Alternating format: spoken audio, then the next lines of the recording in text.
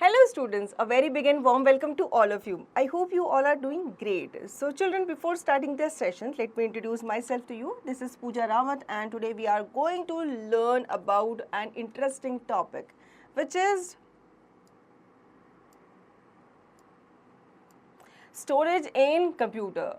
बच्चों, हमारी जितने भी डॉक्यूमेंट्स होते हैं, पिक्चर होते हैं, वीडियोस होते हैं, म्यूज़िक फाइल्स होते हैं, वो कंप्यूटर कैसे सेव करता है, तो इसी बारे में हम जानने वाले हैं।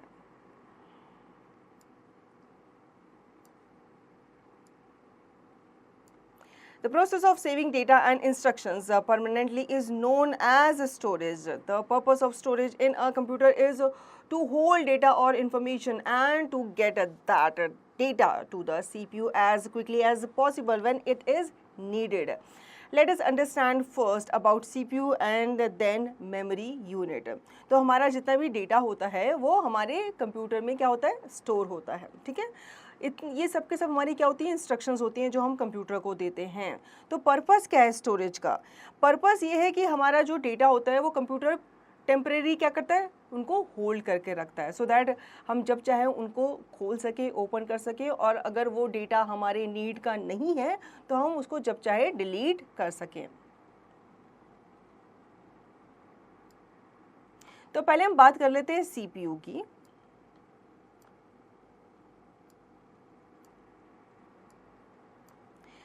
It is the brain of a computer which controls the overall functioning of a computer. जैसे हमारा ब्रेन हमारी बॉडी के पार्ट्स को या फंक्शनिंग को कंट्रोल करता है, वैसे ही कंप्यूटर की फंक्शनिंग को ऑपरेट किया जाता है, प्रोसेस किया जाता है सीपीयू के द्वारा, इसलिए उसको कंप्यूटर का ब्रेन कहा जाता है। In CPU we have MU, i.e. memory unit. It is a temporary storage area which is responsible for holding the data that is to be processed. It stores the instructions and data in a processor. This data is further used by control unit. Memory unit is also called internal unit or memory or primary memory of the computer. तो CPU में ही आपका MU होता है जिसको memory unit कहते हैं। तो ये आपके टेम्परेरी स्टोरेज एरिया होता है जहाँ पे आपके डेटास को स्टोर करके रखा जाता है जो कि प्रोसेस होने होते हैं। ठीक है, बाद में इनको आगे भेजा जाता है कंट्रोल यूनिट के पास। कंट्रोल यूनिट इनको क्या करता है, फर्दर कंट्रोल करता है।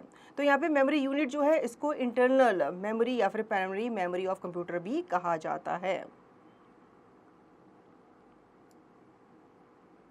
According to the types of storage, the MU is classified into two types. One is RAM and another one is ROM. Let us learn about them. ठीक है, memory unit को classify किया गया है दो parts में, एक रैम होता है, एक रोम होता है। तो इनको डिटेल में हम आगे जानेंगे, लेकिन उससे पहले हम पढ़ लेते हैं do you know. RAM and ROM are primary memories. ठीक है, ये आपको पता चल गया, रैम एंड रोम जो है प्राइमरी मेमोरीज मानी जाती है कंप्यूटर की।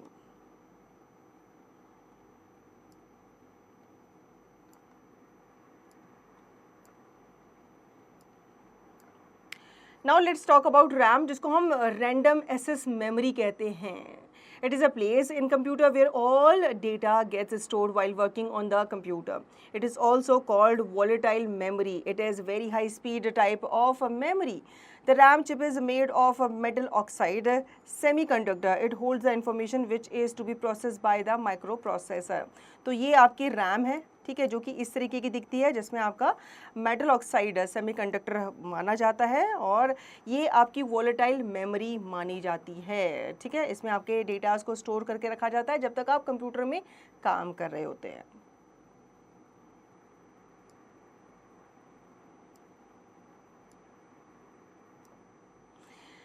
Next is ROM, read-only memory. It is an inbuilt memory of a computer. It holds instructions that help in preparing the computer for use. The storage data and instructions in ROM is permanent.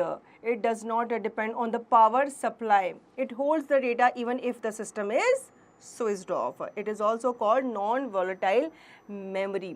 तो आपको difference पता चल गया दोनों का।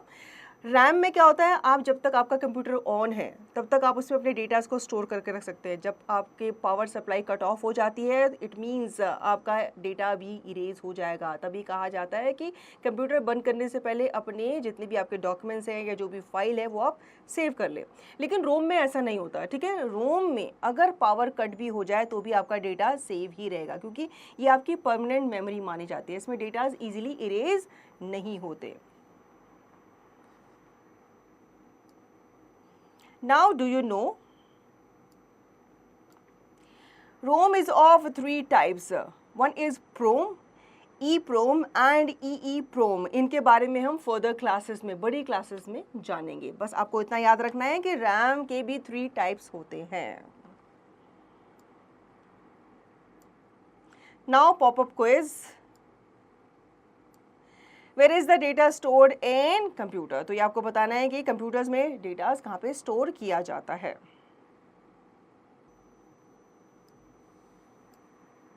अब हम बात करेंगे स्टोरेज डिवाइसेस के बारे में।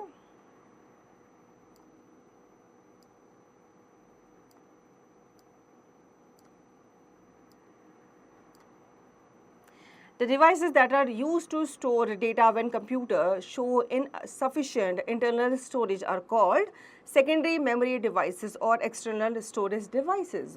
Certain storage devices are hard disk, CD, DVD, pen drive, etc. Let us learn about them in detail. तो यहाँ पे आपके कुछ डेटाज हैं जिनको हम स्टोर करके रखते हैं, ठीक है। कंप्यूटर में स्टोर करके रखते हैं, लेकिन कभी कभी कंप्यूटर की जो मेमोरी होती है वो भी फुल हो जाती है, तो हम एक्सटर्नली भी डेटाज को स्टोर करते हैं, जिनको हम सेकेंडरी मेमोरी डिवाइसेस या फिर एक्सटर्नल स्टोरेज डिवाइसेस कहते हैं। जैसे आपका हार्ड डिस्क है, पेन ड्राइव है, CD और DVD। So first discuss about hard disk.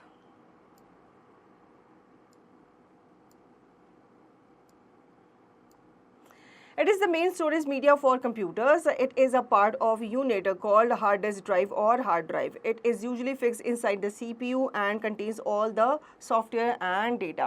तो ये आपका मेन स्टोरेज मीडिया माना जाता है कंप्यूटर्स के लिए, जो कि आपके CPU कैबिनेट के अंदर ही फिक्स होता है, जिसमें आपके सारे सॉफ्टवेयर्स एंड डेटास को स्टोर करके रखा जाता है। Next is floppy disk. It is the smallest form of secondary memory. It is a permanent storage device which is used to move data from one computer to another. It is inserted inside the floppy disk drive, which is fixed in the system unit.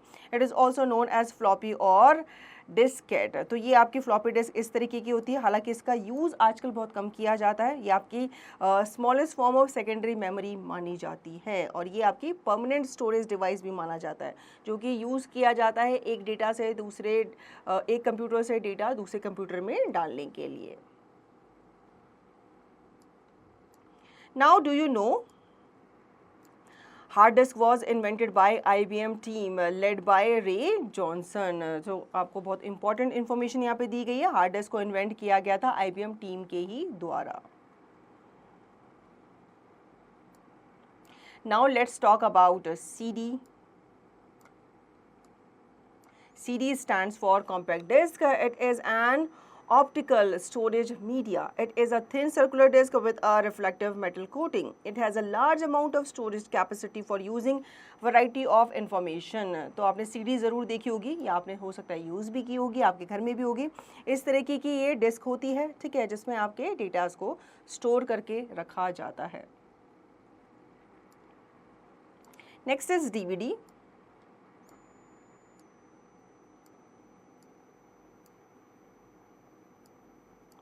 DVD stands for digital versatile disc or digital video disc. It is also an optical storage device. It reads data at a faster rate than a CD. It can be used for data storage and to record movies with high videos and sound quality. It looks like a CD but can store huge amount of data as compared to that. तो disc आपकी जो DVD disc होती है वो इस तरीके की होती है, इसकी जो स्टोरेज कैपेसिटी होती है ना वो CD से ज़्यादा होती है। Now do you know Blu-ray disc looks similar to a CD or DVD but can store up to 25 GB of data. तो जो आपकी Blu-ray disc होती है वो भी राउंड होती है, CD DVD की तरह ये दिखती है, लेकिन इसकी स्टोरेज कैपेसिटी दोनों से CD और DVD से ज़्यादा होती है. Next we are going to talk about flash drive.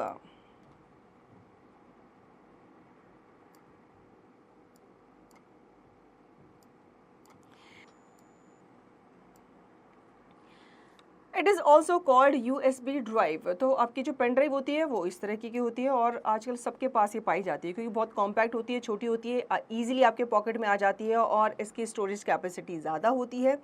इसी ने फ्लॉपी ड्राइव्स को रिमूव कर दिया, रिप्लेस कर दिया है क्योंकि इसकी स्टोरेज कैपेसिटी ज़्यादा होती है और इसमें आपका बस आपको क्या करना होता है, कनेक्ट करना होता है कंप्यूटर से, आप डेटाज वगैरह स्टोर कर सकते हो और एक जगह से दूसरी जगह डेटाज को ट्रांसफ़र कर सकते हो with the help of USB drive.